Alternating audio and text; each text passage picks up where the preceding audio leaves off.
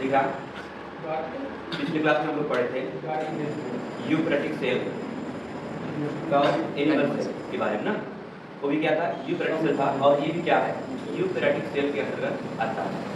और जो तीसरा था वो एनिमल सेल था, और ये क्या है प्लांट सेल। तो प्लांट सेल कैसे चलता है, क्या स्ट्रक्चर होते हैं, इसके बारे में लोग डिटेल में पढ़ेंगे थोड़ा। ये देखो आउटर कवरिंग जो सेल का है, ये प्लांट सेल है।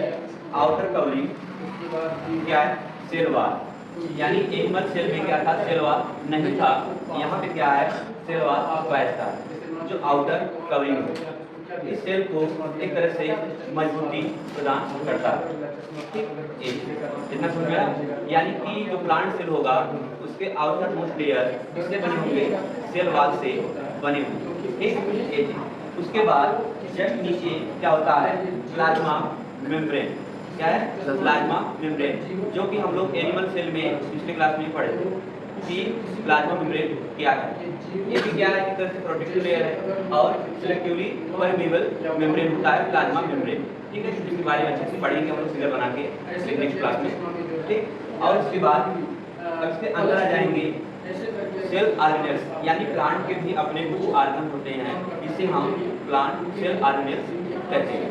अब जैसे पिछले क्लास में पढ़े थे यूकैरियोटिक एनिमल सेल में कि उसमें न्यूक्लियस होता है सेंटर में, पढ़े थे नहीं, सेंटर में न्यूक्लियस होता है और एंडोप्लाज्मिक लगा होता है, सब कुछ ठीक है। लेकिन यहाँ पे क्या था, वहाँ पे क्या था सेंटर में न्यूक्लियस था, यहाँ पे सेंटर ना होकर के परिधि साइड में न्यूक्लियस यानी कि लोकेटेड है। ठीक, एक चीज और वैक्यूल है, बड़ा सा वैक्यूल है, खास रिक्तिका क्या बोलते हैं खास रिक्तिका, इसमें फूड मटेरियल और तमाम सब्सटेंस इसमें भरे होते हैं प्लांट सेल के यूज के लिए, यानी इस सेल के यूज के लिए।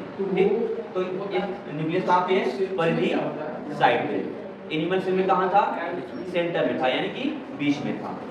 अब यहाँ पे क्या देखो इससे लगा हुआ ये न्यूक्लियस कैसा कि जो न्यूक्लियस है दोहरी झिल्लियों द्वारा घिरा हुआ संरचना है, यानी कि डबल लेयर मेम्ब्रेन द्वारा घिरा हुआ न्यूक्लियस, और उसमें क्या हुआ डबल लेयर है और उसके अंदर क्रोमैटिन जाल भी है। क्या है क्रोमैटिन जाल है और न्यूक्लियोलस है। ठीक है, और क्या है न्यूक्लियोप्लाज्म, सब कुछ फील्ड है। इसका मतलब एक कंप्लीट क्या है, कंप्लीट न्यूक्लियस है। अगर कंप्लीट न्यूक्लियस है तो किस कैटेगरी में आएगा, यूकैरियोटिक सेल में आएगा। यानी कि कंप्लीट है, इससे ये पता चलता है कि जो प्लांट सेल है ये क्या कंप्लीट न्यूक्लियस रखता है। तो इसलिए क्या हो जाता है कि एक जो किस कैटेगरी में आएगा, यूकैरियोटिक कैटेगरी में आएगा। इसका हम युग का मतलब बता दें, युग मतलब ट्रू वास्तविक, और कैरियोटिक मतलब होता है न्यूक्लियस।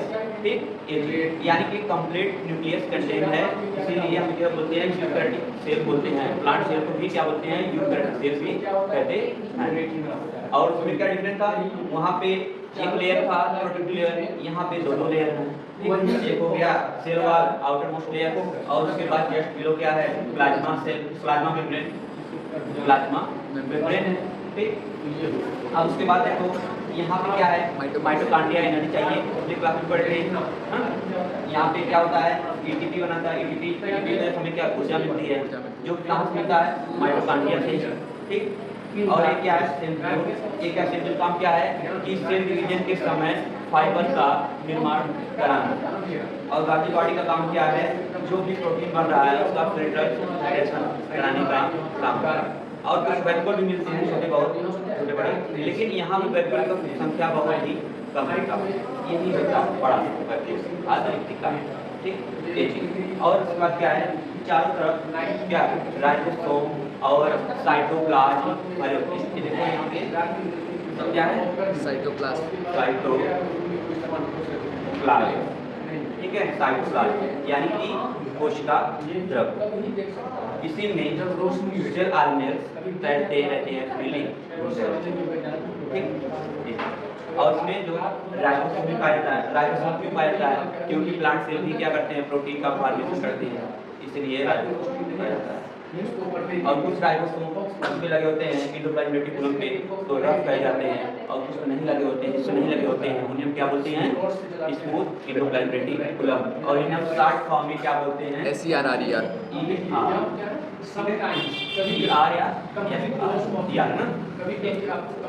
इतना समझ में आया, और ज़्यादा कुछ इसमें नहीं, बस यही पढ़ना।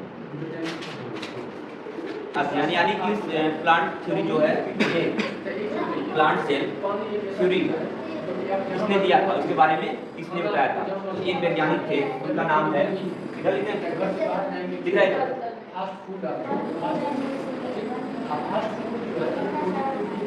Matthias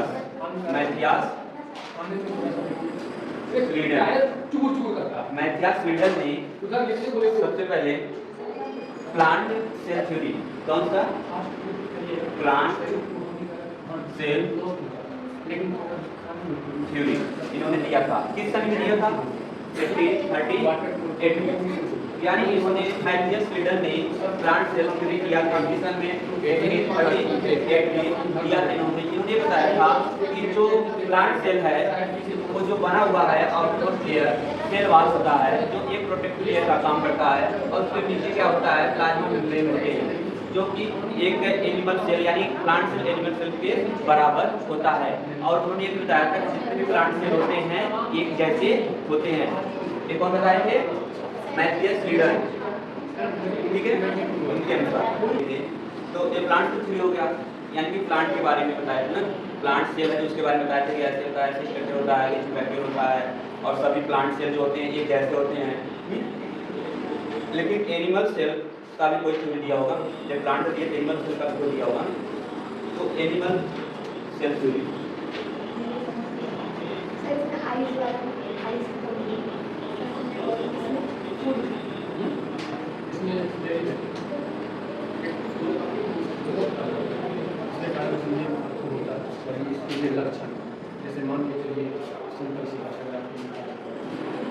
animal cell theory proposed by इसके द्वारा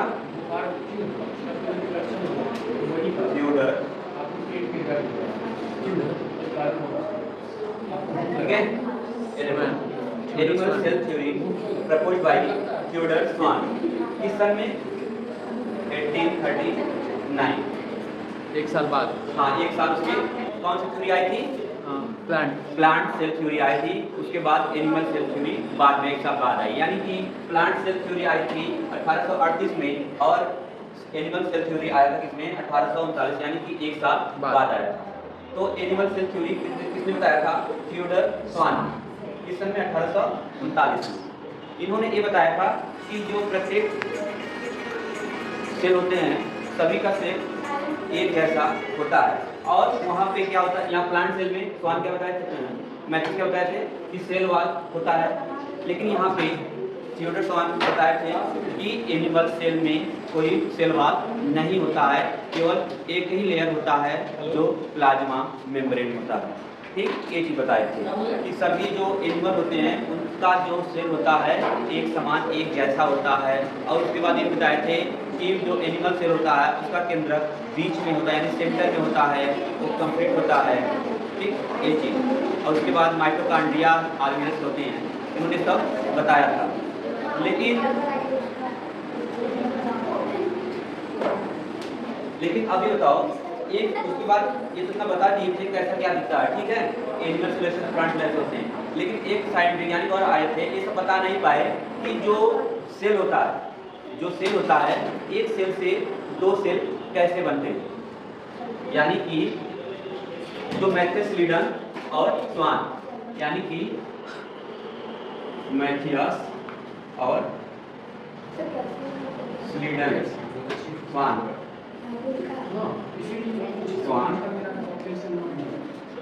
did not explain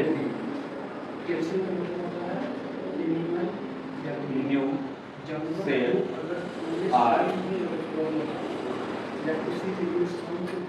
formed। यानी जो मैथियास स्वीडन थे स्वान से did not explain new cell are form, यानी कि नए सेल का निर्माण कैसे होता है ये नहीं बता पाए।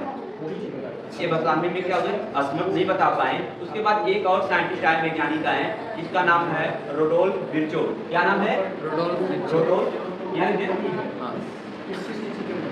वैज्ञानिक का नाम है रोडोल्फ